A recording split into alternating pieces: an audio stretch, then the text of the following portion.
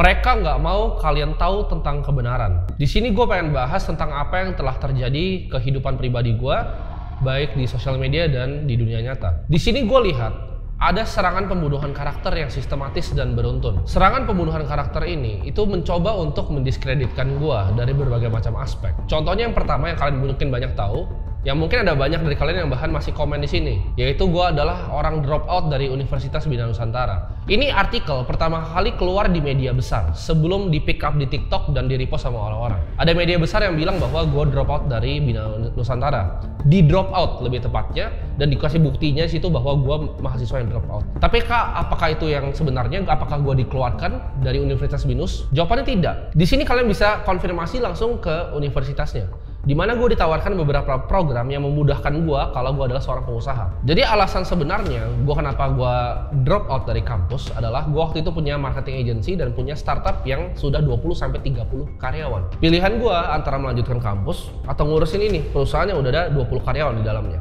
Tentu saja gue memilih untuk ngurus perusahaan gue. Kenapa statusnya drop out? Karena gue hanya keluar dari kampusnya dan gue nggak pernah kabarin mereka.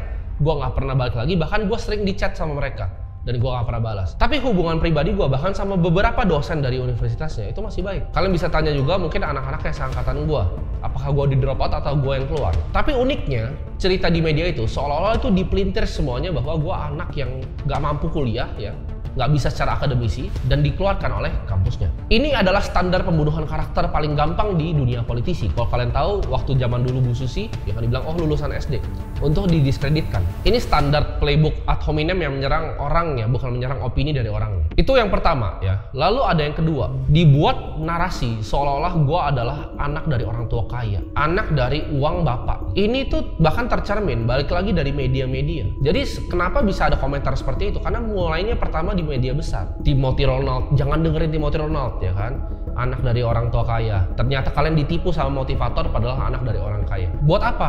Pertanyaan gue, sampai buat berita bohong seperti itu ya kan, sampai bilang bahwa gue anak dari orang kaya. Fungsinya apa? Untuk mendiskreditkan omongan gue. Nah nanti gue akan sambungin semua ini seperti puzzle ya. Gue akhirnya udah ketemu akarnya kenapa hal ini terjadi. Kalau kalian bahkan ngobrol sama orang tua gue sendiri bilang gue adalah anak dari orang kaya, mereka pun bahkan ketawa. Nyokap gue itu sangat bangga dengan apa yang bisa gue capai sekarang. Sampai sekarang dia masih suka datang ke kantor gue untuk bawain makanan. Ini nggak cuma terjadi di media sosial, ini terjadi juga di ranah kehidupan pribadi gue. Sampai waktu itu ya, ada suatu orang yang coba untuk mengkontak mantan dari gue untuk nanya orang tua gue itu sebenarnya kaya atau enggak. Dan kalau memang benar tuduhannya orang tua gue kaya, itu pasti sudah tersebar luas. Kenapa nggak bisa ketemu? Pertanyaannya, karena memang nggak ada. Kedua orang tua gue itu hanyalah orang-orang biasa. Bokap gue itu kerja di IT dan nyokap gue ibu rumah tangga. Media juga banyak mengecap gue kopi 80.000, itu boleh lah buat lucu-lucuan gitu. Dan juga motivator dan translator dari Andrew Tate.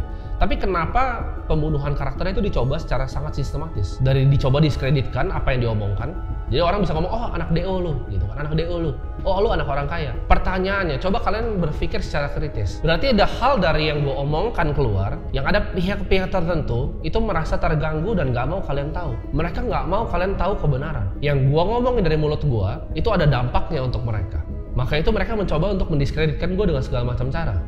Ini gue kasih contoh satu lagi ya. Ada suatu instansi yang gue gak usah sebut namanya.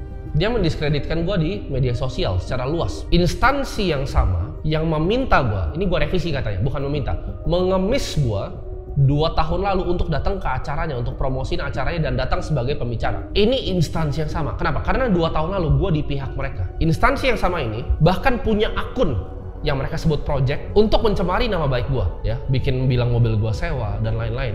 Ini akun dari instansi tersebut. Ini kalian mungkin dengarnya apa gue mau coba jadi orang konspirasi teoris gila gitu kan? Nggak masalah gue. Tapi hal ini banyak banget terjadi ya di luar sana. Ketika ada orang ngomong sesuatu yang menurut beberapa pihak ya itu mengganggu mereka, mereka akan lakukan berbagai macam cara. Salah satunya adalah meng-cancel mereka di sosial media. Dan ini banyak banget terjadi, mau di luar negeri ataupun di Indonesia. Kita lihat kronologisnya dulu ya. Dulu gue adalah orang yang dikenal sebagai investor saham. Di Januari, Desember tepatnya, Desember 2022, gue mulai ekstrim masuk ke dunia cryptocurrency. Tapi kripto itu bukan sesuatu yang mereka benci. Yang mereka benci adalah beberapa kata-kata gue yang bisa merusak tatanan negara. Contohnya ada 2. Satu, ya, gue viral tuh di saat gue bikin video dan keluar dari mulut gue, obligasi adalah instrumen untuk orang bodoh, itu yang pertama. Dan yang kedua, di saat gue mulai vokal bahas tentang inflasi itu adalah penipuan dan inflasi adalah perampokan, gue selalu bilang kemiskinan struktural itu simple, nggak ribet seperti yang kalian kira. Itu cuma UMR-nya nggak naik dan uang kalian dirampok 10% sama inflasi. That's it. Itu alasan kenapa banyak rakyat miskin, karena uangnya dirampok setiap tahunnya 10%. Ini gue sadar kenapa, karena bahkan ada satu apart, agen penjual reksadana paling besar mungkin di Indonesia, yang secara spesifik ya, KOL campaign-nya untuk mendiskreditkan gue, untuk depannya bilang, oh apakah obligasi itu orang bodoh? Kenapa? Karena gue punya briefnya di tangan gue ada orang di sana. Briefnya untuk KOL mereka yang dibayar murah ini sama mereka, itu sama semuanya. Kalian bisa cek, sama semuanya untuk promosi obligasi negara.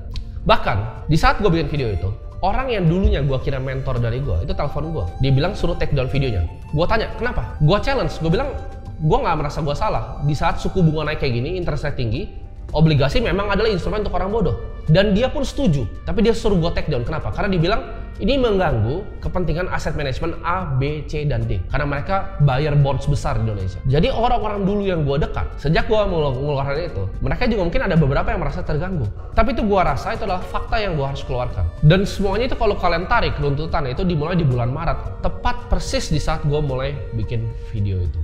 Di saat gue mulai vokal tentang inflasi, di saat gue mulai vokal tentang obligasi, di saat gue mulai ngomong, oh lu mendingan beli USD dibanding obligasinya Indonesia. Kenapa? Karena USD IDR kalahnya juga udah jauh banget gitu. Dunia akan move ke stronger currency, dan gue rasa mereka nggak mau kalian tahu. Jadi mungkin ini step 1 dari apa yang mereka lakukan, yaitu mereka mencoba untuk mendiskreditkan dengan meng-cancel. Gue belum tahu apa step 2, step 3, atau step 4 yang mereka akan lakukan ke depannya. Mungkin akan keluar yang lebih, gue nggak tahu. Coba kalian bayangin nggak, kalau misalnya ini mobil gue aja dibilang sewa, kebetulan semua yang gue lakukan itu nggak ada yang salah. Gue semua lakukan berdasarkan hati nurani baik gue. Mobil gue itu gue beli di Ivans Motor. Kalian bisa cek, datang ke showroomnya, tanya sama Ivan. Itu sampai didiskreditkan oleh akun salah satu orang di instansi ini, dibilang itu mobil sewa. Jadi mereka ini coba sampai ke hal-hal yang ekstrim untuk mencoba mendiskreditkan apa yang gue pernah bilang. Kalian coba bayangin nggak, kalau waktu itu gue melakukan sesuatu yang ilegal, contohnya seperti misalnya IKA dan DS, gue mungkin udah masuk bui sekarang, pasti udah dicari-cari. Mereka cari gue tuh sampai ekstrim, sampai mantan gue ditelepon. Ini real case, mantan gue itu ditelepon dan di chat ditanya, kenal nggak orang tua gue siapa? Siapa sih orang tua gue? Beneran gak sih dia anak orang kaya? Bayangin kalian, ada media yang sampai kayak gitu. Media yang sama, yang dulu muja-muja gue 2 tahun lalu, investor muda ya kan, undang gue ke semua acara TV mereka yang selalu gue tolak-tolakin. Padahal karena gue gak pernah mau dibayar sama mereka. Gue selalu tolak-tolakin kalian. Dan di saat ada hal seperti ini, wah mereka yang serang duluan tuh. Kalian perhatiin, bertubi-tubi. Ini motivator blunder ya kan, ini siapa sih orang tua dia dan lain-lain. Media yang sama, yang mohon-mohon gue untuk dapat komentar 2 tahun lalu. Instansi yang sama, yang mohon, gue ulang lagi kata-katanya, ngemis ke personal assistant gue supaya gue bisa datang ke acara mereka. Itu mendiskreditkan gue di Twitter. Kalian mungkin ada yang tanya, buat apa sih sebenarnya gue bikin edukasi seperti ini, bahkan membahayakan gue sendiri. Kenapa? Lu kan katanya udah kaya bang. Secara teknis ya, kalau ibaratnya nih, gue mau udahan aja ini semua, bunga dari Ethereum yang gue staking, itu gue bisa hidup sampai gue mati 2 kali, mati 3 kali. Gak akan habis uang gue. Kalian lihat aja, gue syuting ini di family office gue sendiri. Jadi pertanyaannya kenapa? Karena gue itu mungkin terkutuk ya. Gue nggak suka kalau hidup gue itu, gue nggak melakukan sesuatu yang menarik untuk gue. Gue akan cepat sekali mengalami yang namanya bosan di apapun yang gue kerjakan dari dulu. Jadi kalau gue rasa ini bukan something yang gue bener-bener passionate untuk mengedukasi kalian, untuk kasih tahu, karena gue gatel gitu. Terlalu banyak alasan orang tuh nggak bisa jadi kaya, kenapa gitu. Kemiskinan struktural, A, B, C, D, F. Simple banget, inflasi 10%, gaji lu nggak naik. Itu variabel yang sangat sederhana gue rasa. Dan inflasi itu adalah sebuah angka fix. Kalian belajar dari mana itu yang bikin basket itu? Inflasi itu adalah vektor. Lu nggak bisa bikin inflasi sebagai skalar seperti itu. Jadi dengan adanya video ini, gue pengen kalian tahu ya, bahwa effort yang dilakukan para mereka ini, ya gue sebutnya mereka aja karena banyak banget. Gue bilang tadi, ada apart yang coba untuk bikin brief KOL-nya untuk menghina gue.